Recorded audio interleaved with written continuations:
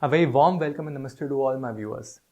In this video, we'll try to understand that why Moon give its best results in the third house. Please note, this planetary house placement has to be taken as per the cusp or KP chart, not Lagan chart. Now why I'm using cusp chart? To understand that, read my article on cusp chart which is there on my website. Anyways, coming back to the topic. See, Moon basically stands for your mind or man. The most difficult task in this world is to tame or control or balance your mind. As if your mind is not stable enough, then you cannot see the truth, which is Sun. You cannot do justice, which is Saturn. You cannot apply your logic, which is Mangal. You cannot use your intelligence, which is Mercury. You cannot purely love someone, which is Venus. And obviously, you cannot realize your own self, which is Jupiter. In short, the first and foremost condition for anyone to advance spiritually as well as materialistically is the stability of your mind. Hence, Moon should ideally be placed in the house where it can experience maximum level of stability. Now, if I ask you all, can your mind experience stability if it is continuously thinking about your own self? The answer is no. As if you will keep thinking about your own self, then either you will start praising yourself, which will lead to the generation of excessive ego in your personality, or you will start finding many faults in your own self. Hence, both the scenarios are not good. Here I wish to mention that seeing one's own fault is good, but it can be successfully done only when you have the capability of observing or analyzing things with an attitude of self-detachment. Now, first house represents your own self. Hence, ideal placement of Moon cannot be in the first house. Since self-detachment is not possible if your Moon is placed here. Moving ahead quickly. Can your mind experience stability if it is continuously thinking about money, food, family, the parameters of the 12th, second house? The answer is no. There is no need of any explanation in this. Hence, ideal placement of Moon cannot be in the second house.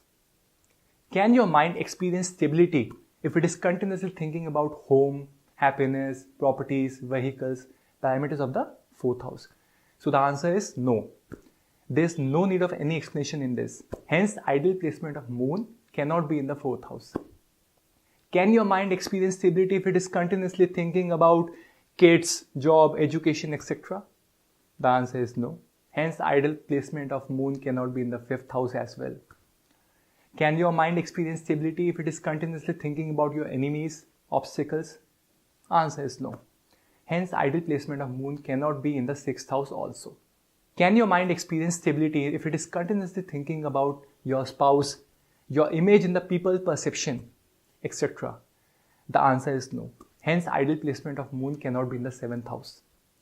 Can your mind experience stability if it is continuously thinking about death, uncertainty, various struggles of life? That is your eighth house. The answer is again no.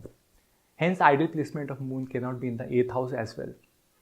Can your mind experience stability if it is continuously thinking about your future or your fortune?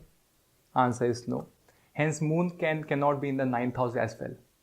Can your mind experience stability if it is continuously thinking about your profession, ups and downs of your profession, your career growth? The answer is again no. Hence, Moon should not be in the 10th house as well. Can your mind experience stability if it is continuously thinking about your gains, how much gains you are getting? The answer is again no. Hence, ideal placement of Moon cannot be in the 11th house as well. Can your mind experience stability if it is continuously thinking about losses? The answer is again no. Hence, the ideal placement of Moon cannot be in the 12th house as well. Now, we are only left with the third house, which is the house of courage, willpower, or Parakram Sthan. It is only the courage or willpower which can give you extraordinary stability to your mind, even under the very difficult circumstances. Therefore, Moon gives its best results when it is placed in the third house. Of course, holistic analysis of the chart is essential before giving any prediction. Moon also gives good results in the fourth house, which stands for your happiness, and fifth house, which represent education. You all must be thinking that why Nikhil is not talking anything about the sign which Moon should occupy. So friends, if moon happens to occupy its exaltation or own or friendly signs, then obviously that would be an added advantage. But you all must keep one point very clearly in your mind. That is, bhav placement of planet holds much more importance than any other factor in astrology.